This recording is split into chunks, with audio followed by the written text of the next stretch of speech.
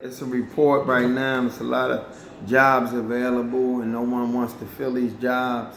And it's a lot of judgment being cast upon people, saying that people don't want to work because they was getting unemployment money and the government giving out free money. And I don't necessarily believe that to be true, and I push back on that. And here's why. I believe that during the shutdown, when everything closed up and a lot of people was forced out of work, a lot of people was forced to evaluate life. They had time to sit still, and because of human nature, some people got involved and did things to keep themselves occupied. And they also, because of survival instinct, started trying to find other means.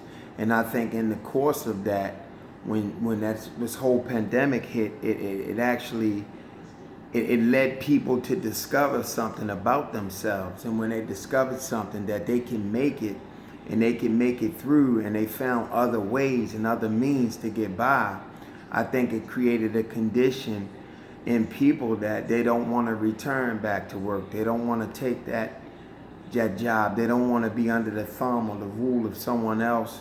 A lot of people are taking this time, start their own businesses. Some people are evaluating how fragile life can be, and it's made people reprioritize their lives. And they realize that, because me personally, one of the things I feared most was I didn't want to spend my last days with my last employer. That became one of my greatest fears. Well, this be the last thing I see. I don't want to work here till I'm old, leave, and then pass away. And this is the only experience that I would have known. And I think this whole shutdown and everything that's happened has created that sentiment within people. And people want to live, and they want to experience life, and they want to chase their dreams more than they just want to sit and work for someone else, because you never know when it's all going to end. And also, I think it created a condition where people don't want to leave their liability. They don't want to leave their, not the liability, but they don't want to leave their means of survival. They don't want to put it in the hands of someone else. Like, they don't want to be dependent on someone else for their survival. I think that's what I'm trying to say. So it's a lot of judgment, man. But before we judge everything, sometimes we have to look internally and think about what it is we feel, what we think, and how these things are affecting us. And more times than not, they're affecting the person beside you in the same way. The difference is what manifests as a result of that. Everybody doesn't go in the same direction. Every trigger doesn't trigger the same thing in everybody. It triggers something, but the way we react to it is different.